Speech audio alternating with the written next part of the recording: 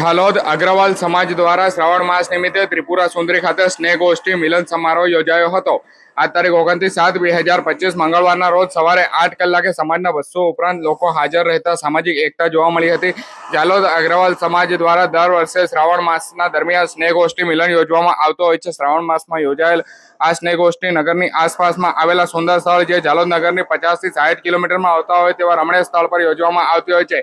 અગ્રવાલ સમાજ દ્વારા સ્નેહગોષ્ઠી ત્રિપુરા સુંદરી મુકામે રાખવામાં આવી હતી અને ત્રિપુરા સુંદરી એક ખૂબ પ્રચલિત માતાજીનું મંદિર છે। ઝાલોદ અગ્રવાલ સમાજના અંદાજિત 200 ઉપરાંત લોકો ત્રિપુરા સુંદરી મુકામે સમાજ દ્વારા રાખેલ સ્નેહગોષ્ઠી મિલન સમારોહમાં હાજર રહ્યા હતા। ઉપસ્થિત સૌ લોકોએ અલગ અલગ રમતો રમી આનંદ લીધો હતો। ત્યારે સમાજની સાધારણ સભા પણ યોજવામાં આવી હતી। આ સાધારણ સભામાં સમાજને લગતી અલગ અલગ કામગીરી પર ચર્ચા વિચારણા કરવામાં આવી હતી। તેમજ સમાજના સંગઠન જાળવી આગળ વધવું એ સમાજની એકતા પ્રદર્શિત કરે છે તેવું સમાજના પદાધિકારીઓએ કહ્યું હતું।